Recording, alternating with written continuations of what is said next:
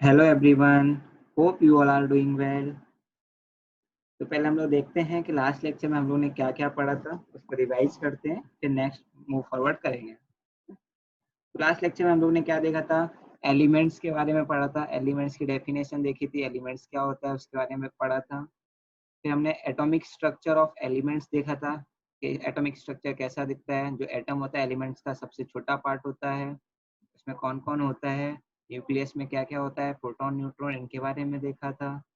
उसके बाद फिर हम लोग ने मैटर्स के बारे में देखा था। मैटर्स कंपोजिशन, केमिकल कंपोजिशन के हिसाब से तीन पार्ट में थे, एलिमेंट, कंपाउंड और मिक्सर, यानी कि तत्व, यौगिक और मिश्रण। इनके बारे में भी थोड़ा थोड़ा जानकारी लिया था। फिर हमने लास्ट में देखा था कि हमको क्लासिफिकेशन क्यों करना है एलिमेंट्स का, और स्टार्टिंग में क्लासिफिकेशन ऑफ एलिमेंट्स कैसे किया गया था, यानी मेटल और नॉन मेटल में किया था।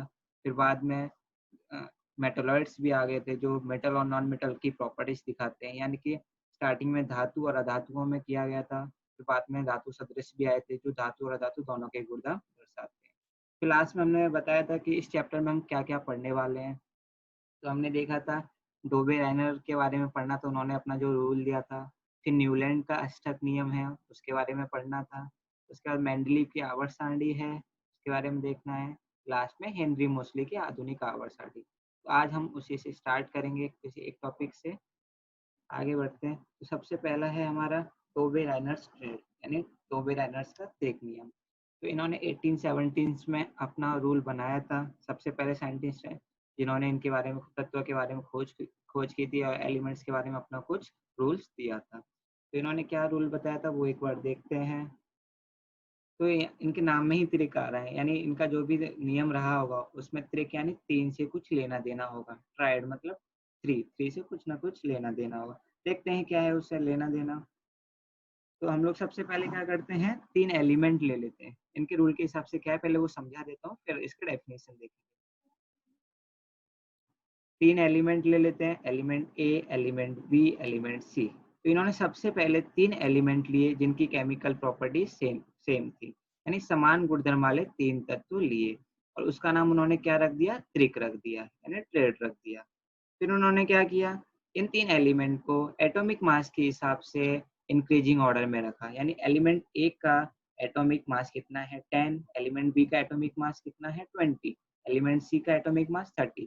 तो इसको इंक्रीजिंग ऑर्डर में रख दिया, यानी कि आरोही क्रम में रख दिया। फिर इन्होंने क्या बताया कि जो बीच वाला एलिमेंट है यानी एलिमेंट बी, इसका एटॉमिक मास जो क्या होता है वो एलिमेंट ए और एलिमेंट सी के मीन के बराबर होता है, यानी एटॉमिक मास का मीन निकालेंगे ए और सी का, तो एलिमेंट बी का मास मिल जाएगा। यानी कि हिंदी में देखते हैं, बीच वाले तत्व का परमाणु भार यानी एलिमेंट बी का परमाणु भार अन्य दो तत्वों के परमाणु भार के औसत के बराबर होता है। बीच वाले एलिमेंट का एटॉमिक मास निकालना है, आपको क्या करना है, पहले और तीसरे एलिमेंट का मीन निकाल दो, यानी एवरेज निकाल दो, आपको बीच वाले एलिमेंट का एटॉमिक मास यानी परमाणु भार मिल जाएगा। देखो कैसे निकालना, सिर्फ बी का एलिमेंट एटॉमिक मास निकालना है तो आप कैसे निकाल लोगे, ए का एटॉमिक मास प्लस सी का एटॉमिक मास डिवाइडेड बाई 2, यानी कि 10 प्लस 30 डिवाइडेड बाई 2 कितना आएगा, 10 प्लस 30 40, 40 डिवाइडेड बाई 2 20, यानी बी का एलिमेंट, बी का एटॉमिक मास आपको मिल जाएगा। तो डोबेनाई के त्रिक नियम में इन्होंने यही बताया था। इन्हें क्या किया था, सबसे पहले तीन एलिमेंट लिए थे जिनकी प्रॉपर्टीज सेम थी। उसके बाद क्या किया, उनको एटॉमिक मास के हिसाब से इंक्रीजिंग ऑर्डर में रखा। फिर इन्होंने बताया कि बीच वाले एलिमेंट का एटॉमिक मास जो बचे हुए दो एलिमेंट रहते हैं उनके मीन के इक्वल होता है, यानी औसत के बराबर होता है। अब एक बार इसका डेफिनेशन देख लेते हैं क्या है इनका रूल्स का। He made group of three elements each, having similar chemical properties and called them trade। जैसा हमने पढ़ा था, इन्होंने क्या किया था, तीन एलिमेंट्स का ग्रुप बनाया और उसका नाम क्या रखा, ट्रेड रख दिया, और जिनकी केमिकल प्रॉपर्टी क्या थी, सेम थी। फिर क्या किया इन्होंने, he arranged the three element in a trade in an increasing order of atomic mass, यानी कि परमाणु भार एटॉमिक मास के हिसाब से उनको इंक्रीजिंग ऑर्डर में रखा, and so that atomic mass of the middle element was approximately equals to the mean of atomic mass of the other two elements, यानी कि मिडल वाले एलिमेंट का एटॉमिक मास अप्रोक्सीमेटली किसके इक्वल होता था, mean of the atomic mass of the other two element, यानी first और third element का मीन निकालेंगे तो बीच वाले एलिमेंट का एटॉमिक मास मिल जाएगा। यही हम लोग ने अभी एक्सप्लेन भी किया था ऊपर, वही इन्होंने अपने रूल्स में बताया है पूरा। एक बार हिंदी में देख लेते हैं, उन्होंने क्या लिखा है। उन्होंने समान गुणधर्म वाले प्रत्येक 3 तत्वों के समूह बनाकर उन्हें त्रिक नाम दिया है, यानी जिन जिन के समान गुणधर्म थे ऐसे 3 तत्व लिए और एक समूह बना दिया और जिसका नाम क्या रखा, त्रिक रख दिया। एक त्रिक में 3 तत्वों को उनके परमाणु द्रव्यमान के आरोही क्रम में इस प्रकार व्यवस्थित किया। फिर उन्होंने क्या किया कि उन 3 तत्वों को परमाणु द्रव्यमान के आधार पर आरोही क्रम में रख दिया। आरोही क्रम मतलब बढ़ते हुए क्रम में रख दिया। बढ़ते हुए क्रम में इस प्रकार व्यवस्थित किया कि मध्य वाले तत्व का परमाणु द्रव्यमान उस त्रिक के अन्य 2 तत्वों के परमाणु द्रव्यमान के लगभग औसत के बराबर होता है, यानी बीच वाले जो तत्व था उसका परमाणु द्रव्यमान जो पहले और तीसरे जो तत्व है उनके परमाणु द्रव्यमान के औसत के बराबर होगा। और इसमें बोला गया लगभग, यानी अप्रोक्सीमेटली, एकदम एग्जैक्ट इक्वल होगा ऐसा नहीं, अप्रोक्सीमेटली थोड़ा डिफरेंस रहेगा तो भी चल जाएगा। अब कुछ एग्जांपल्स देख लेते हैं कौन कौन से हैं इसमें।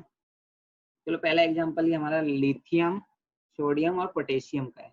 लिथियम का देखो एटॉमिक मास कितना है 6.9, सोडियम का कितना है 23, पोटेशियम का कितना है 39.1। तो आप क्या करोगे, फर्स्ट लिथियम और पोटेशियम को एटॉमिक मास को ऐड करोगे, यानी 6.9 और 39.1 को ऐड किया, फिर डिवाइडेड बाय 2 किया तो आपको कितना मिला 23, यानी बीच वाले तत्व का एटॉमिक मास मिल गया। तो ये क्या है आपका डोबेनाइर का ट्रेड इस पे लागू हो रहा है, नहीं अप्लाई हो रहा है।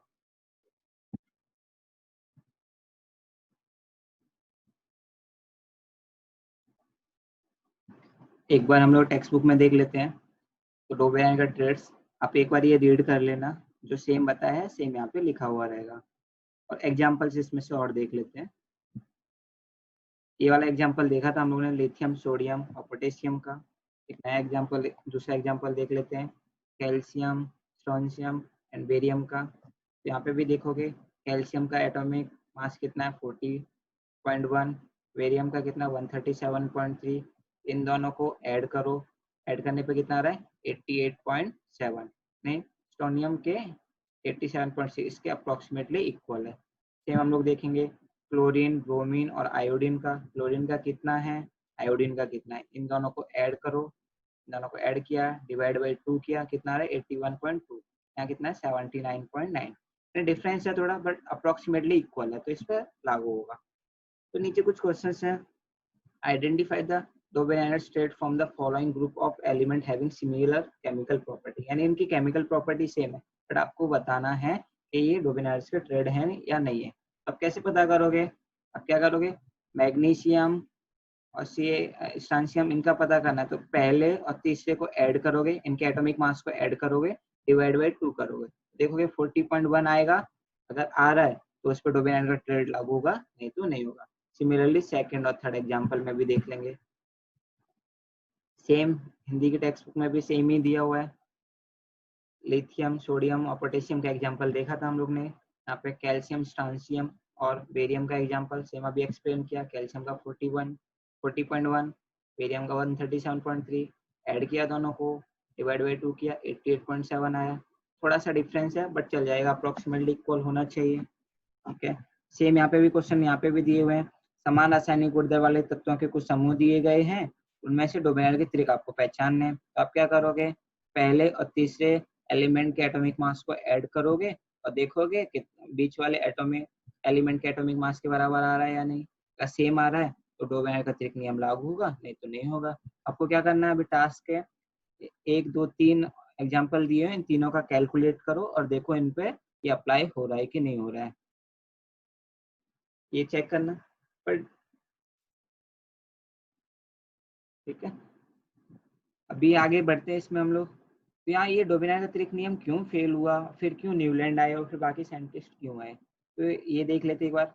यहाँ पर लास्ट में लिखा हुआ है, परंतु ज्ञात सभी तत्वों का वर्गीकरण डोबेनाइर के त्रिक से नहीं हो सका, यानी सबके सब एलिमेंट्स पे इनका रूल लागू नहीं हो रहा था। तो आप इसमें 3 एग्जाम्पल जो दिए इसमें से भी एक आध एग्जाम्पल ऐसा मिलेगा जिसका त्रिक नियम लागू नहीं हो रहा है, इसीलिए डोबेनाइर का त्रिक नियम फेल हुआ, यानी एकदम एग्जैक्ट प्रॉपर नहीं था, इसीलिए बाद में कौन आया, न्यूलैंड आए, न्यूलैंड ने अपना नियम दिया, न्यूलैंड का न्यूलैंड्स लॉ ऑफ ऑक्टेव।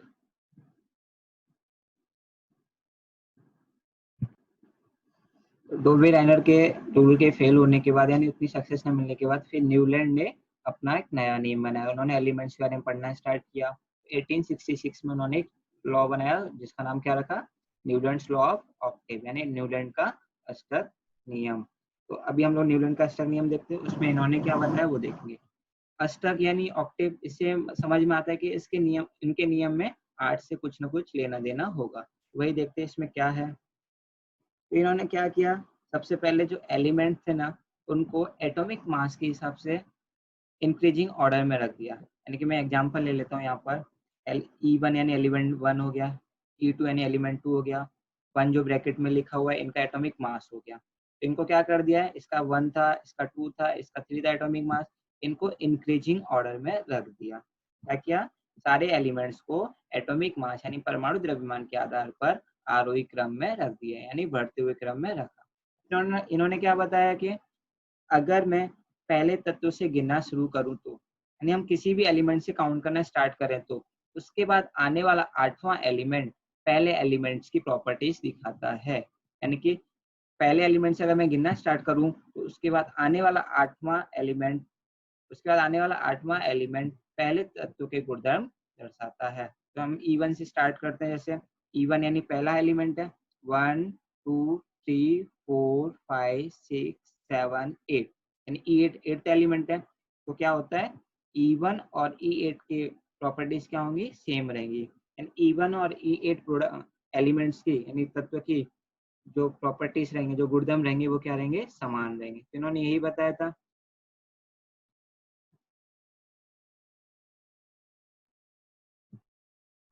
ऐसे अगर सिमिलरली हम लोग E2 से काउंट करना स्टार्ट करें तो E2 1 2 3 4 5 6 7 8, यानी E2 के नीचे जो एलिमेंट आएगा यानी अप्रोक्सीमेट E9 और E2 के जो प्रॉपर्टीज रहेंगी वो क्या रहेंगी, सेम रहेंगी। यानी E2 और E9 जो तत्व रहेगा उनके गुणधर्म क्या रहेंगे, समान रहेंगे। जब न्यूलैंड आए थे उस समय कुछ 56 एलिमेंट की खोज हुई थी। तो अराउंड उन्होंने जो अपना सीरीज रखा था सबसे लाइटर एलिमेंट से स्टार्ट किया था, यानी हाइड्रोजन से स्टार्ट किया था, और सबसे एंड में हैवी एलिमेंट यानी थोरियम को उन्होंने रखा था। और उनको कैसे अरेंज किया था, एटॉमिक मास के हिसाब से इंक्रीजिंग ऑर्डर में। अभी इनका लॉ देख लेते हैं, इन्होंने एक्चुअली में बोला क्या था, समझ तो लिया हमने, अब देख लेते हैं।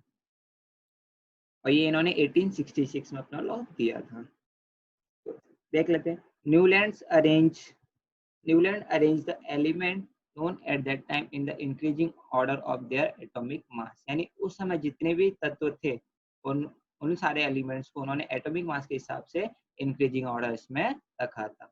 फिर इनको क्या मिला, he found that every eighth element had properties similar to those of the first element, यानी जो एट्थ एलिमेंट आ रहा है उसकी प्रॉपर्टीज किसके सिमिलर है, फर्स्ट एलिमेंट के सिमिलर होती हैं। सेम हम लोग ने अभी एक्सप्लेन किया, तो वही यहाँ पे उन्होंने रूल्स में लिख के दे दिया है। हिंदी में देख लेते हैं। न्यूलैंड ने उस समय ज्ञात सभी तत्वों को उनके परमाणु द्रव्यमान के आरोही क्रम में रखा था, यानी जितने भी तत्व उस समय थे उनको परमाणु द्रव्यमान के आधार पर आरोही क्रम में व्यवस्थित कर दिया था, यानी बढ़ते हुए क्रम में रखा था।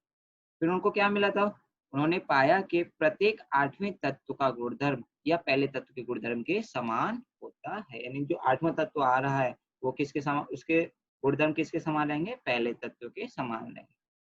उन्होंने इसकी तुलना ना जो हमारा संगीत का अष्टक है उससे भी की थी, सा रे गा मा पा दा नी सा। सेम सेम इन्होंने अपने यहाँ पे रूल की कंपेयर उससे भी किया है, वो भी एक बार हम लोग देख लेते हैं। अब न्यूलैंड के अष्टक नियम का जो होता है कुछ एग्जांपल्स देख लेते हैं यहाँ पर। जैसे अगर मैं हाइड्रोजन से काउंट करना स्टार्ट करूँ तो 1 2 3 4 5 6 7 8, यानी फ्लोरीन और हाइड्रोजन के जो प्रॉपर्टीज रहेंगी क्या रहेंगी, सिमिलर रहेंगी, यानी सेम रहेंगी। अगर सेम मैं लिथियम से स्टार्ट करूँ तो लिथियम और सोडियम की जो प्रॉपर्टीज रहेंगी यानी जो गुणधर्म रहेंगे वो क्या रहेंगे, समान रहेंगे। तो ऐसे यहाँ पे लिखा हुआ है, जैसे सोडियम या लिथियम से 8वें क्रमांक का तत्व होकर उन दोनों के गुणधर्म क्या है, समान है। उसी प्रकार मैग्नीशियम की बेरिलियम से समानता है, यानी बेरिलियम और मैग्नीशियम के जो गुणधर्म रहेंगे वो क्या रहेंगे, समान रहेंगे। न्यूलैंड ने इस समानता की तुलना किससे की थी, संगीत के अष्टक से की थी, जैसा भी बताया था मैंने। और उसने 8वें तथा पहले तत्व के गुणधर्म में पाए जाने वाले समानता को ही अष्टक का नियम कहा है। उन्होंने इसी को क्या कहा है, अष्टक का नियम कहा है। सेम लाइंस में इंग्लिश में भी देखेंगे हम लोग न्यूलैंड के ऑक्टेव में। एग्जांपल्स में देखा हम लोग ने सोडियम और लिथियम का देखा, लिथियम सोडियम की प्रॉपर्टीज क्या रहेंगी, सेम रहेंगी। सेम लाइंस में मैग्नीशियम और बेरिलियम की सेम रहेंगी, बोरॉन और एल्यूमिनियम की सेम रहेंगी। तो यहाँ पे वही लिखा हुआ है, एक बार रीड कर लेना आप लोग। He called the similarity observed in the eighth and the first element as the law of octave। इसीलिए इनके लॉ का नाम क्या रखा गया, न्यूलैंड्स लॉ ऑफ ऑक्टेव। अब कुछ न कुछ इनके लॉ में प्रॉब्लम थी, कुछ मिस्टेक्स थी या फिर कुछ एरर फाउंड थे, इसकी वजह से इनका लॉ फेल हुआ। वो भी देख लेते कौन कौन से मिस्टेक्स थी या क्या था, क्या त्रुटियां इसमें निकली थी। न्यूलैंड के अष्टक नियम में बहुत सारी त्रुटियां सामने आई, यानी बहुत सारी गलतियां हमको मिली। यह नियम केवल कैल्शियम तत्व तक ही लागू होता था, यानी स्टार्टिंग के कैल्शियम जो तत्व है यहाँ तक ही लागू हो रहा है, उसके आगे के एलिमेंट्स पे इनका रूल लागू ही नहीं हो रहा था। सबसे मेन प्रॉब्लम तो यही आ गई थी। तो न्यूलैंड ने क्या किया था, उसके बाद न्यूलैंड ने सभी तत्वों को 7 into 8 यानी कि 7 रो 8 कॉलम में अरेंज कर दिया था। उस समय क्योंकि 56 एलिमेंट थे, उनको अरेंज हो गए थे। अभी अरेंजमेंट में आप देखोगे ना, यहाँ पर कोबाल्ट और निकेल इन दो एलिमेंट्स को एक साथ रख दिया है, इनकी प्रॉपर्टी क्या है, अलग अलग है। सेम यहाँ पर सेजियम और लैंथिनम को भी एक साथ रख दिया है, यानी कुछ एलिमेंट्स को इन्होंने साथ में रख दिया क्योंकि इनको टेबल कंप्लीट करना था। तो ये भी एक प्रॉब्लम है। यहाँ देख लेते हैं क्या लिखा है, क्या सभी तत्वों को स्तंभों में समावेश करने के लिए न्यूलैंड ने कुछ स्थानों पर दो दो तत्वों को रख दिया था, जैसे कि हम लोग ने यहाँ पे अभी देखा, उदाहरण कोबाल्ट और निकेल और सीजियम और लैंथेनम। इसके अतिरिक्त उन्होंने कुछ भिन्न गुणधर्म वाले तत्वों को एक ही स्वर के नीचे रख दिया, यानी कि जिनकी प्रॉपर्टीज अलग है बट उनको सेम उनके नीचे ही रख दिया। जैसे कि सेम यहाँ पे देखते हैं, कोबाल्ट और निकेल की जो प्रॉपर्टी है ना, वो आयरन यानी Fe के जैसा रहता है, बट इनको इनके साथ ना रख के किसके साथ रखा है, हाइड्रोजन क्लोरीन फ्लोरीन के नीचे रखा है, यानी हेलोजन के साथ में रखा है। तब की इनकी प्रॉपर्टी क्या है, अलग है, इसको अलग होना चाहिए था। तो ये भी इनकी एक प्रॉब्लम है। तो ये लिखा है यहाँ पर, कोबाल्ट और निकेल इन इन धातुओं को न्यूलैंड ने डो इस स्वर के नीचे रखा, डो यानी कि सा जो हमारा है, डो इसको बोला इन्होंने, तो इस स्वर के नीचे रखा हुआ है। क्लोरीन और ब्रोमीन इन हेलोजन के साथ में रखा है। अब ये हेलोजन क्या है, ये हम लोग जब हेनरी मोसले का आधुनिक आवर्त सारणी पढ़ेंगे उसमें देखेंगे हेलोजन किसको बोलते हैं और क्या होता है। इसके विपरीत कोबाल्ट तथा निकेल इनसे समानता रखने वाले Fe को उससे दूर O तथा S इन धातुओं के साथ टी स्वर में रखा गया। टी स्वर मतलब इसमें, यानी Fe को इसके साथ रखा जाना चाहिए था, उसको कहाँ रखा गया, O और S के साथ में रखा गया। उसी प्रकार नए खोजे गए तत्वों को समाविष्ट करने के लिए न्यूलैंड के अष्टक नियम में कोई प्रावधान नहीं था। इन्होंने कुछ सोचा नहीं था कि कुछ बाद में भी नए एलिमेंट्स आएंगे, उसके बारे में उन्होंने कुछ नहीं बताया था, लेकिन बाद में बहुत सारे एलिमेंट्स नए नए आए। तो कालांतर में खोजे गए नए तत्वों के गुणधर्म न्यूलैंड के अष्टक पर लागू नहीं होते हैं, यानी जो बाद में एलिमेंट्स है उनको कोई भी रूल उनका लागू नहीं होता है। सेम लाइंस में लिमिटेशन सेम ही है जो हम लोग ने देखा है यहाँ पर, कोबाल्ट और निकेल इनको साथ में रख दिया है, जिसको आयरन के साथ में रखना है Fe के साथ में रखना चाहिए था। वही सेम यहाँ पे एक्सप्लेन किया गया है, एक बार रीड कर लेना, कुछ समझ में ना आए तो कमेंट बॉक्स में लिख के डाउट पूछ लेना, उसको हम लोग क्लियर कर लेंगे, ठीक है। इसीलिए न्यूलैंड का अष्टक लॉ हमारा क्या हुआ, फेल हुआ। फिर उसके बाद में नए साइंटिस्ट आए, उनका नाम क्या था, मेंडलीव। अभी हम लोग क्या पढ़ेंगे उसके बाद, मेंडलीव की आवर्त सारणी, मेंडलीव पीरियोडिक टेबल स्टार्ट करेंगे थोड़ी देर में। Let's begin with Mendeleev periodic table, यानी मेंडलीव की आवर्त सारणी से अब शुरू करते हैं। 1869 टू 1872 के बीच में इन्होंने रिसर्च किया था और तभी इन्होंने अपना पीरियोडिक टेबल रेडी किया था, तभी बताया। इन्होंने जो अपना रूल बताया, जो भी नियम बताया, इन्होंने बताया कि जो भी है ये सब एटॉमिक मास पर सबसे ज्यादा डिपेंड करता है, यानी इनके जो की फैक्टर था उसमें एटॉमिक मास है। साथ ही साथ में इन्होंने एलिमेंट्स के फिजिकल और केमिकल प्रॉपर्टीज पे भी रिसर्च किया कि एटॉमिक मास से इनका कुछ लिंक है क्या, यानी इनके जो मेन की फीचर्स थे वो किस कौन कौन से थे? एटॉमिक मास यानी परमाणु द्रव्यमान, फिजिकल प्रॉपर्टी और केमिकल प्रॉपर्टी यानी भौतिक गुणधर्म और रासायनिक गुणधर्म। तो जो इन्होंने नियम बनाया था इससे रिलेटेड बनाया था ये उस समय के सबसे सफल वैज्ञानिक थे, क्योंकि इन्होंने क्या किया था, जितने भी ज्ञात तत्व थे ना उस समय 63 एलिमेंट को प्रॉपर अरेंज कर दिया था अपने पीरियोडिक टेबल में। तो एक बार देख लेते हैं इनका लॉ क्या था।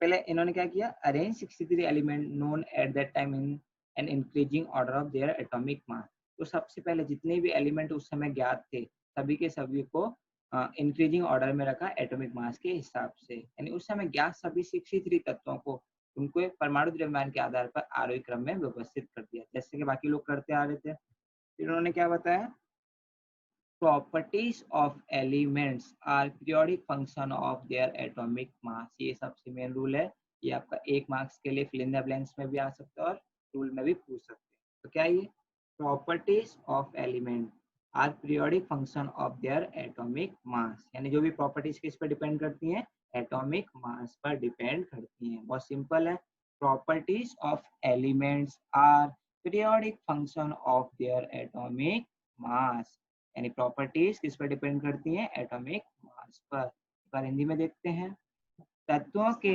भौतिक तथा रासायनिक गुणधर्म उनके परमाणु द्रव्यमान के आवर्त फलन होते हैं।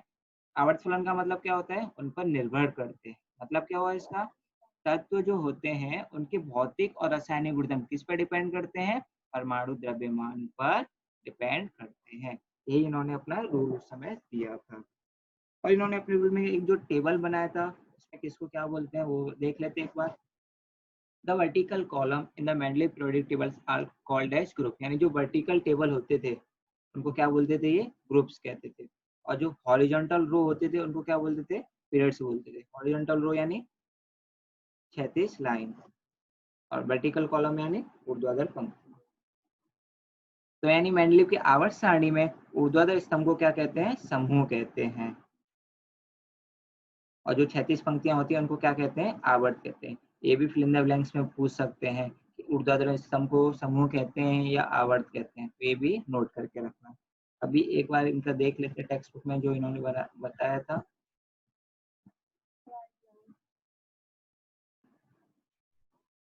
तो तत्वों की आवर्त सारणी की रचना करते समय मेंडलीव ने तत्वों के हाइड्रोजन तथा ऑक्सीजन के साथ हुए हाइड्राइड या ऑक्साइड यौगिकों के अणुसूत्रीय रासायनिक गुणधर्म और उसी प्रकार उनके हाइड्राइड या ऑक्साइड इन यौगिकों के द्रवणांक, क्वथनांक तथा घनत्व इन भौतिक गुणधर्मों पर विचार किया। जैसा हम लोगों ने देखा था, उन्होंने क्या किया था, सभी तत्वों के भौतिक तथा रासायनिक गुणधर्मों के बारे में बहुत रिसर्च किया था। ये जो हाइड्रोजन है, हाइड्रोजन के साथ रिएक्ट करेंगे तो हाइड्राइड बनाएंगे, ऑक्सीजन के साथ रिएक्शन करेंगे तो ऑक्साइड बनाएंगे, तो उनका फिर द्रवणांक कितना होगा, क्वथनांक कितना होगा, यानी मेल्टिंग पॉइंट कितना होगा, बॉइलिंग पॉइंट कितना होगा, ऐसे सारे भौतिक गुणधर्म पर इन्होंने विचार किया था। फिर जाके इन्होंने अपना रूल दिया था। और उनको एक मेन चीज क्या मिली थी, मेंडलीव के यह ध्यान में आया कि एक ही निश्चित समय के पश्चात भौतिक तथा रासायनिक गुणधर्मों में समानता रखने वाले तत्वों की पुनरावृत्ति होती है, यानी एक समय के बाद ऐसे एलिमेंट्स फिर से रिपीट होते हैं जिनकी प्रॉपर्टीज क्या होती हैं, सेम होती हैं। इन्होंने न्यूलैंड के जैसा ऐसा नहीं बोला कि 8 तत्वों के बाद ही होगा, उन्होंने क्या बोला, एक निश्चित समय के बाद, तो वो कितने भी एलिमेंट्स हो सकते हैं। मैंने इन्होंने क्या बोला, मेंडलीव के यह ध्यान में आया कि एक निश्चित समय के पश्चात भौतिक तथा रासायनिक गुणधर्म इनमें समानता रखने वाले तत्वों की पुनरावृत्ति होती है, यानी फिर से रिपीट होते हैं। इसी पे इन्होंने अपना रूल दिया था, तत्वों के भौतिक तथा रासायनिक गुणधर्म क्या होते हैं, उनके परमाणु द्रव्यमान के आवर्त फलन होते हैं। इसे हम एक बार हम लोग यहाँ पे देख लेते हैं। Mendeleev found that the element with the similar physical and chemical property repeat after a definite interval time, यानी एक समय के बाद सेम एलिमेंट्स फिर से रिपीट होते हैं। इसी के बेस पे इन्होंने अपना लॉ बनाया जिसका नाम क्या था, जिसका लॉ क्या था, properties of elements are periodic function of their atomic mass. उसके बाद इन्होंने क्या किया, the vertical column in the Mendeleev periodic table are called as group. जो वर्टिकल लाइंस होती हैं उनको क्या बोलते हैं, ग्रुप्स को बोलते हैं, और जो हॉरिजॉन्टल लाइंस होते हैं उनको क्या बोलते हैं, पीरियड्स बोलते हैं। तो यहाँ पे देखो लो ग्रुप कितने हैं, ग्रुप 1 to 8 नाम दिए गए हैं, और यहाँ पे इनका एक टेबल का स्ट्रक्चर दिया गया है, सारे एलिमेंट्स इसमें अरेंज किए हैं। ये क्या है, हमारा मेंडलीव पीरियोडिक टेबल। इसके बाद हमको देखना है कि मेंडलीव की जो पीरियोडिक टेबल है इसकी मेरिट्स क्या हैं, डीमेरिट्स क्या हैं, यानी क्या अ, विशेष बातें हैं और क्या इसमें त्रुटियां हैं, ये भी हम लोग देखेंगे। उसके बाद फिर हम लोग एन रिमोशलिव का आएंगे। तो अब हम लोग देखते हैं मेंडलीव की आवर्त सारणी की विशेषताएं, क्या क्या मेन इनकी विशेषताएं हैं। तो साइंस के हमारा यहाँ देखो कि विज्ञान या प्रगतिशील है, यानी चेंज होते रहते हैं। आज कुछ और है, कल और रिसर्च करेंगे, कुछ ना कुछ नए रूल्स मिल जाएंगे आपको। तो उसी हिसाब से यहाँ पे चेंज हुए हैं। यहाँ पे क्या लिखा हुआ है, प्रयोग करने से अधिक विकसित साधनों एवं पद्धतियों का उपयोग कर पुराने गुणधर्म निष्कर्षों को सुधारने की सुविधा विज्ञान में है। यानी पहले कुछ रूल दिया था, फिर रिसर्च करते करते कुछ और इम्प्रूवमेंट मिल गया, तो हम लोग विज्ञान में चेंज कर सकते हैं, वो सुविधा यहाँ पर है। वही देख लेते हैं यहाँ पर इनके मेन गुणधर्म क्या क्या है। तीन मेन विशेषताएं बताई गई हैं, तीन विशेषताएं क्या है, फिर इनकी विषमताएं देखेंगे। ठीक है, तो अभी हम लोग मेरिट्स और मेंडलीव पीरियोडिक टेबल्स देखेंगे, यानी आवर्त सारणी की क्या क्या विशेषताएं हैं, क्या इनके मेन गुणधर्म है। तो सबसे मेन तो यही है, ये सबसे पहले वैज्ञानिक थे और जो जिनको सफलता मिली थी उस समय के सभी ज्ञात तत्वों को प्रॉपर व्यवस्थित करने में, सबसे मेन अचीवमेंट तो इनके लिए यही था। तो और देख लेते हैं। Atomic mass of some elements were revised, यानी कुछ एलिमेंट्स के इन्होंने एटॉमिक मास रिवाइज किए थे ताकि टेबल में प्रॉपर रख पाए, और उनके गुणधर्मों के हिसाब से उन्होंने क्या कर दिया, एटॉमिक मास चेंज कर दिया। नहीं, कुछ तत्वों के परमाणु द्रव्यमान पुनः जांच कर कर दुरुस्त किए। एक बार देख लेते हैं किस किस का इन्होंने चेंज किया था।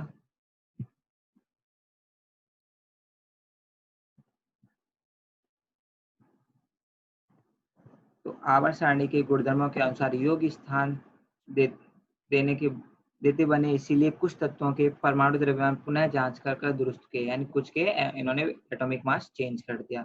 अभी एग्जांपल के तौर पे क्या ले लिया हम लोग, बेरिलियम का पहले निश्चित किया गया परमाणु द्रव्यमान कितना था, 14.09 था, यानी स्टार्टिंग में 14.09 था। इन्होंने इसको बदला कितना कर दिया, 9.4 ऐसा कर दिया। इससे बेरिलियम को बोरॉन के पहले स्थान दिया गया, नहीं तो बोरॉन का आता पहले आ जाता। इनके टेबल में अगर देख लेंगे तो बेरिलियम को पहले रख दिया है 9.4, बोरॉन को उसके बाद में रखा है। पहला क्या मिला हम लोग को, एटॉमिक मास में इम्प्रूवमेंट इन्होंने जो किया, जो भी है। पहला हमारा मेरिट सही हो गया, atomic mass of the some elements were revise so as it to give the them proper place in the periodic table, यानी उनको प्रॉपर जगह मिल जाए, उनको कहाँ होना चाहिए उनकी प्रॉपर्टीज के अकॉर्डिंगली। सेम एग्जांपल लिया था बेरिलियम जिसका 14.09 था, उसके बाद में कितना कर दिया, करेक्ट करके 9.4 कर दिया। अभी सेकंड वाला पॉइंट देख लेते हैं। जो इनकी जो इनकी आवर्त सारणी थी ना, उसमें उन्होंने कुछ रिक्त स्थान छोड़े थे। उनके रिक्त स्थानों के बारे में इन्होंने बोला था कि फ्यूचर में जो एलिमेंट्स आएंगे वो यहाँ पे रखे जाएंगे, और इनके बारे में इन्होंने प्रागोति भी कर दी थी, यानी पहले से भविष्यवाणी कर दी थी। यहाँ जो एलिमेंट आएंगे उनका नाम ये होगा और उनकी प्रॉपर्टीज कुछ ऐसी होंगी। वो कौन कौन से एलिमेंट्स एक बार देखते हैं। आवर्त सारणी में मेंडलीव ने उस समय तक न खोजे गए तत्वों के लिए कुछ रिक्त स्थान छोड़ दिए थे, यानी उस समय उनकी खोज नहीं हुई थी, इसके लिए उन्होंने क्या रखा था, रिक्त स्थान रखा था। उनमें से 3 अज्ञात तत्वों के नजदीक के ज्ञात तत्वों के आधार पर एका बोरॉन, एका एल्यूमिनियम तथा एका सिलिकॉन ऐसे नाम देकर मेंडलीव ने उनका परमाणु द्रव्यमान भी बता दिया था, जो क्या था 44, 68 और 72। ये इन्होंने कैसे बताया था कि उसके आसपास जो भी एलिमेंट थे उसके अकॉर्डिंगली इन्होंने बता दिया था। यहाँ पर एका बोरॉन आ सकता है और उसका एटॉमिक मास कितना हो सकता है, 44 हो सकता है।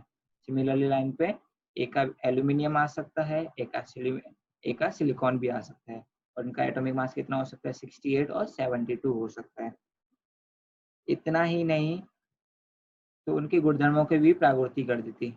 सिर्फ इतना ही नहीं, उन्होंने क्या कर दिया था, उनकी प्रॉपर्टीज कैसी रहेंगी उनके बारे में भी बता दिया था। कालांतर पर वहीं पर फ्यूचर में क्या हुआ, उसकी जगह पे क्या है, स्कैंडियम आया, फिर दूसरा गैलियम आया, फिर जर्मेनियम आया। जो एका बोरॉन था उसकी जगह पे क्या आया, स्कैंडियम आ गया। एक एल्यूमिनियम की जगह पे क्या आ गया, गैलियम आ गया, और एक सिलिकॉन की जगह पे क्या आ गया, जर्मेनियम आ गया। इन तत्वों के गुणधर्म देखोगे ना तो लगभग सेम ही थे जो इन्होंने बताए थे। यहाँ देख लेते हैं, यहाँ पे एक एल्यूमिनियम और गैलियम के कुछ गुणधर्म बताए गए हैं, लगभग देखो सिमिलर है। परमाणु द्रव्यमान इन्होंने कितना बताया था, 68, फिर फ्यूचर में जो आया कितना, 69.7, अप्रोक्सीमेटली सेम ही है। घनत्व तो देखेंगे, घनत्व यानी डेंसिटी होता है, कितने एटम्स उसके पास पास में रहेंगे। 5.9 है, इसका भी 5.94 है, सिमिलर है। द्रवणांक देखेंगे, इसका भी कम है, इसका भी 30.2, उतना नहीं है। क्लोराइड के सूत्र भी ECl3, ई की रिप्लेस कर दिया सिर्फ Ga से GaCl3। सेम ऑक्साइड का फॉर्मूला क्या है, E2O3, तो सेम यहाँ पे Ga2 यानी ई की जगह पे क्या आ गया, Ga। और इनका ऑक्साइड का स्वरूप भी क्या था, उभयधर्मी था। यानी प्रॉपर्टीज देखोगे लगभग क्या थे इनके, सिमिलर थी। ये इनका सेकंड था, जो इन्होंने फ्यूचर की अनाउंसमेंट किया था वो लगभग प्रॉपर सही ही निकला था। सेम हम लोग यहाँ देख लेते हैं, सेम यहाँ पे दिया है, एटॉमिक मास कितना होगा, डेंसिटी कितना होगा, मेल्टिंग पॉइंट कितना होगा इनका लो, यहाँ पे 30.2 दिया है। फॉर्मूला ऑफ क्लोराइड दिए हैं, फॉर्मूला ऑफ ऑक्साइड दिए हैं, नेचर ऑफ ऑक्साइड दिए है। सेम यहाँ स्टेटमेंट पढ़ोगे तो वो सेम आपको मिलेगा, एक का बोरॉन, एक का एल्यूमिनियम, एक का सिलिकॉन, एक का फ्यूचर में क्या नाम पड़ा था, स्कैंडियम, गैलियम एंड जर्मेनियम इनका नाम पड़ा था। ठीक है, तो ये हमारा हुआ था सेकेंड प्रॉपर्टी। थर्ड प्रॉपर्टी क्या था इनका, जो विशेषता है, there was no place reserve for the noble gases in Mendeleev original periodic table. उस समय जब इन्होंने अपना टेबल बनाया था, नोबल गैस कुछ थे ही नहीं, तो उनके लिए कुछ स्थान रखा ही नहीं था, इन्होंने उनको कहाँ रखेंगे। However, when noble gas such as helium, neon and argon, ये जब आए गैस, नोबल गैस है, were discovered toward the end of the 19th century, ये कब मिले थे, 19th century के एंड में मिले थे। इन्होंने इनको कहाँ रखा, Mendeleev created a zero group without disturbing the original periodic table. इन्होंने अपने टेबल को चेंज ना करते हुए एक अलग से ग्रुप बना दिया, जीरो ग्रुप, जिसमें इन्होंने क्या रखा, जो नोबल गैस थे उनको एक साथ में रख दिया, और जो प्रॉपर फिट भी हो गए वहां पर, ज्यादा प्रॉब्लम नहीं आया। तो ये तीन मेन विशेषताएं थी, तो हिंदी में देख लेते हैं। मेंडलीव की मूल आवर्त सारणी में निष्क्रिय गैसों के लिए कोई निश्चित स्थान नहीं था। अभी निष्क्रिय गैस क्या है, आइडियल एलिमेंट्स क्या है, इसके बारे में हम लोग मोस्टली में डिटेल में पढ़ेंगे कि इनको क्यों बोलते हैं और क्यों जीरो ग्रुप में रखा गया। यहाँ पे क्या लिखा है, पहले ये देख लेते हैं। मेंडलीव के मूल आवर्त सारणी में निष्क्रिय गैसों के लिए कोई निश्चित स्थान नहीं रखा था, परंतु 19वीं शताब्दी के अंत में हीलियम, नियोन, आर्गन इत्यादि निष्क्रिय तत्वों की खोज हुई, यानी ऐसे एलिमेंट्स आए। तो मेंडलीव ने मूल आवर्त सारणी में किसी प्रकार का कोई व्यवधान उत्पन्न किए बिना ही शून्य समूह निर्माण किया और उसमें निष्क्रिय गैसों को रख दिया, यानी जो मेन टेबल था उसमें कुछ ना चेंज करते हुए एक अलग से ग्रुप बना दिया, जिसमें उन्होंने आइडियल एलिमेंट्स को रख दिया था। तो ये तो हुई मेंडलीव की तीन मेन प्रॉपर्टीज। तो उसमें क्या क्या थी वो हमने देखी, अभी इनकी विषमताएं क्या हैं वो भी देखेंगे।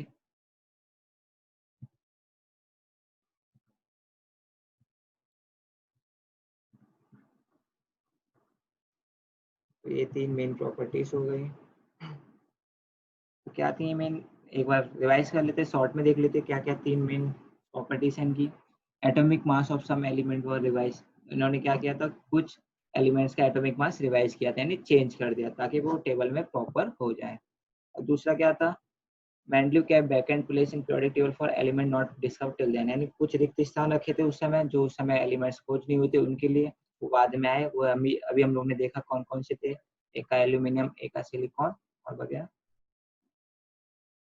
फिर क्या था ये लास्ट वाला, there was no place reserve for noble gas in Mendeleev original periodic table, तो इन्होंने उसको किस में रख दिया, जीरो ग्रुप में एक अलग से रख दिया। मेंडलीव की मूल आवर्त सारणी में निष्क्रिय गैसों के लिए कोई निश्चित स्थान नहीं था, इसलिए उनको उन्होंने क्या किया, अपने टेबल को हिलाते चेंज करते करके बिना ही एक अलग से जीरो ग्रुप बना दिया, उसमें इनको रख दिया। तो ये तो हुई हमारी मेंडलीव की मेरिट्स। अभी हम लोग देखते हैं मेंडलीव की डीमेरिट्स क्या है, यानी क्या प्रॉब्लम थी, किसकी वजह से मेंडलीव का लॉ फेल हुआ, ताकि फिर हेनरी मोसले लास्ट में आया। स्टार्टिंग से देखते हैं क्या क्या प्रॉब्लम है। सेम एटॉमिक मास, यानी कि कुछ एलिमेंट्स ऐसे थे जिनके एटॉमिक मास सेम थे। अभी प्रॉब्लम हो जाएगा, इन्होंने क्या बोला था, जिनकी प्रॉपर्टीज सेम है उनको एक साथ रखेंगे, और जिनके एटॉमिक मास अलग अलग है उनको इंक्रीजिंग ऑर्डर में रखेंगे। और जिनका एटॉमिक मास सेम है उनको कैसे रखें इंक्रीजिंग ऑर्डर में, क्योंकि उनकी प्रॉपर्टीज तो अलग है लेकिन एटॉमिक मास सेम है। तो प्रॉब्लम आ जाएगा कि नहीं आ जाएगा, कि उस एलिमेंट को कहाँ रखा जाए। तो मेन तकलीफ इनका पहला यही निकला। यानी आप यहाँ पे देखोगे ना, कोबाल्ट और निकेल प्रॉपर्टीज अलग है लेकिन इनका एटॉमिक मास क्या है, सेम है 59, यानी अलग प्रॉपर्टीज होने के बाद भी इनको साथ में रख दिया। तो पहला सबसे मेन प्रॉब्लम इनका यही आया सेम एटॉमिक मास की वजह से कुछ अटक रहा था। सेकंड देखते हैं आइसोटोप्स यानी समस्थानिक। तो पहले तो हमको ये पता होना चाहिए आइसोटोप्स होते क्या हैं, पहले वो देख लेते, फिर समझेंगे कि आइसोटोप्स में क्या प्रॉब्लम आया मेंडलीव की पीरियोडिक टेबल में। आइसोटोप्स क्या होते हैं? Isotopes have the same chemical property but different atomic mass, यानी कि इनकी केमिकल प्रॉपर्टीज क्या रहेंगी? सेम रहेंगी, लेकिन एटॉमिक मास क्या रहेंगे? डिफरेंट रहेंगे। इनको हिंदी में क्या बोलते हैं? समस्थानिक। समस्थानिक क्या होते हैं? जिनके रासायनिक गुणधर्म क्या होते हैं? समान, परंतु परमाणु द्रव्यमान क्या होते हैं? भिन्न भिन्न भिन्न। अभी इनके लॉ के हिसाब से अगर हम लोग देखने जाएं, इन्होंने क्या बोला था? एटॉमिक मास के हिसाब से इंक्रीजिंग ऑर्डर में रखो, यानी आरोही क्रम में रखो। तो K39 ये क्या है? पोटेशियम के समस्थानिक है, इसका एटॉमिक मास क्या है? 39। दूसरा समस्थानिक क्या है? K40, इसका एटॉमिक मास 40 है। और तीसरा K41 यानी एटॉमिक मास 41। मैंने इंक्रीजिंग ऑर्डर में रख दिया, बट इनकी प्रॉपर्टीज क्या है? सेम है। इसको एक ही जगह पर रखा होना चाहिए, यानी जिनकी केमिकल प्रॉपर्टी सेम होती है उसको एक ही साथ रखते हैं। बट हम लोग इसको एक साथ नहीं रख सकते क्योंकि एटॉमिक मास अलग अलग है। अब इनका क्या करें? या तो आगे रखें या तो एक साथ रखें। तो इनका आइसोटोप्स का पोजीशन भी फिक्स नहीं था, इनको कैसे रखना चाहिए, यानी प्रॉपर हैंडल नहीं था आइसोटोप्स कैसे होने चाहिए। तो ये इनका दूसरा प्रॉब्लम। पहला क्या था इनका? पहला था सेम एटॉमिक मास, यानी एटॉमिक मास क्या हो रहे थे? सेम हो रहे थे। दूसरा क्या मिला? आइसोटोप्स, यानी आइसोटोप्स क्या देख होते हैं? इनकी केमिकल प्रॉपर्टी सेम और एटॉमिक मास डिफरेंट। उनको कहाँ रखें टेबल में? तो ये इनका दूसरा प्रॉब्लम आया। तीसरा प्रॉब्लम क्या है? The rise in atomic mass does not appear to be uniform, यानी कि अगर मेरा पहला एलिमेंट का एटॉमिक मास 10 है, तो जो नेक्स्ट एलिमेंट है उसका एटॉमिक मास 12 होगा, उसके नेक्स्ट एलिमेंट का 14 होगा। ये यूनिफॉर्म नहीं था। ये कैसे हो रहा था? अभी 10 है तो जो नेक्स्ट एलिमेंट है उसका कितना हो जाएगा? 15 हो जाएगा। उसका नेक्स्ट जो एलिमेंट है उसका हो सकता है 35 हो जाए। तो जो बीच का डिफरेंस था वो यूनिफॉर्म नहीं था। तो बीच में कितने एलिमेंट आने वाले हैं ये हम लोग फिक्स नहीं बता सकते। फ्यूचर में भी कोई एलिमेंट आएगा तो कितने आ सकते हैं, कितने एलिमेंट और हो सकते हैं। तो मेन ये भी प्रॉब्लम था। फिर लास्ट वाला क्या था? Position of hydrogen. हाइड्रोजन का भी स्थान निश्चित नहीं था। हाइड्रोजन कहाँ होना चाहिए? हाइड्रोजन का जो प्रॉपर्टीज है वो दो अलग अलग एलिमेंट्स के साथ सिमिलर है, तो उसको कहाँ रखा जाना चाहिए? तो सबसे ब्रोमीन, क्लोरीन, आयोडीन इनके साथ भी हेलोजन ग्रुप के साथ भी प्रॉपर्टी सेम रखता है, उसको वहां रखना चाहिए? या फिर लिथियम, सोडियम इनके साथ रखना चाहिए? क्षारीय धातुओं के साथ में कहाँ रखना चाहिए? हाइड्रोजन का स्थान भी निश्चित नहीं था। एक बार टेक्स्ट बुक में देख लेते हैं क्या दिया हुआ है इसके बारे में।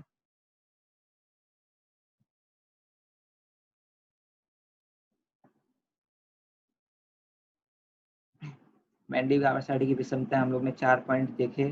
4 पॉइंट पहला क्या था हमारा?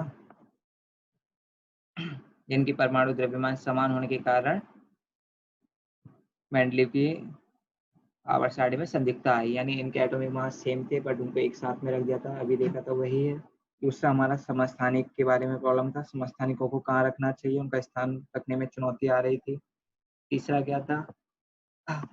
बढ़ते परमाणु द्रव्यमान के अनुसार रखे गए तत्वों के परमाणु द्रव्यमान में क्रमशः वृद्धि होती हुई दिखाई नहीं दी। क्रमशः वृद्धि नहीं वृद्धि हो रही थी, क्रमशः नहीं हो रही थी, यानी 10 के बाद 12, 12 के बाद 14, 14 के बाद 16 ऐसा हो रहा था। 10 के बाद 15, 15 के बाद 35, 35 के बाद 50, जो बीच का इंटरवल था वो सेम नहीं था। तो बीच में कितने एलिमेंट्स आ सकते वो हम लोग अनुमान नहीं लगा सकते। इसलिए दो भारी तत्वों के बीच में कितने तत्वों की खोज होगी इसका अनुमान लगा पाना मेंडलीव गावस्कर में थोड़ा प्रॉब्लम था। अब लास्ट वाला क्या था? हाइड्रोजन का स्थान। हाइड्रोजन को कहाँ पर रखें? हाइड्रोजन क्या करता है? ये हेलोजन के साथ भी समानता रखता है, जो हमारा 7th ग्रुप है इनके यहाँ पर, यानी इस टेबल में हम लोग देखेंगे तो 7th ग्रुप ये क्या हमारा हेलोजन का समूह है। हाइड्रोजन इनके साथ भी प्रॉपर्टीज सेम है इनकी। हाइड्रोजन के या हेलोजन के साथ समानता रखता है। जैसे हाइड्रोजन का अणु सूत्र H2 है तो फ्लोरीन और क्लोरीन का भी अणु सूत्र कितना है? F2 और Cl2। हाइड्रोजन का क्या था? H2 Cl2 F2 ऐसे अणु सूत्र बन रहे थे। सेम यहाँ पे भी हम लोग ने वही देखा था। जैसे हाइड्रोजन का अणु सूत्र H2 है तो फ्लोरीन और क्लोरीन के भी क्या है? F2 और Cl2 इसी प्रकार है। उसी प्रकार जो हाइड्रोजन है वो क्या करता है? क्षारीय धातु यानी जो पहला वाला समूह उसके साथ भी समान गुणधर्म बताता है, यानी उनके भी प्रॉपर्टी सिमिलर है। हाइड्रोजन एवं क्षारीय धातु। क्षारीय धातु में कौन कौन आते हैं हमारे? सोडियम हो गया, पोटेशियम हो गया, ये सब आते हैं। सोडियम पोटेशियम की क्लोरीन एवं ऑक्सीजन के साथ तैयार किए गए यौगिकों के अणु सूत्रों में भी समानता दिखाई देती है। यहाँ पे कुछ दिए गए अणु सूत्र सोडियम क्लोरीन के, तो उनमें भी कुछ प्रॉपर्टीज क्या होती हैं? सेम होती हैं। उपयुक्त गुणधर्मों का विचार करने पर हाइड्रोजन का स्थान क्षारीय धातुओं के समूह में या हैलोजन के समूह में निश्चित नहीं कर सकते कि अब हाइड्रोजन को रखें तो किसके साथ रखें, हैलोजन के साथ में रखें या तो क्षारीय धातु के साथ में रखें। तो इसलिए हाइड्रोजन का स्थान क्या था, निश्चित नहीं था। एक ये भी इनके प्रॉब्लम था। सेम लाइंस पे यहाँ पे भी लिखे हुए हैं demerits of Mendeley periodic tables. तो एक बार रीड कर लेना, कुछ भी डाउट रहेगा तो कमेंट बॉक्स में लिख के पूछ लेना। ठीक है,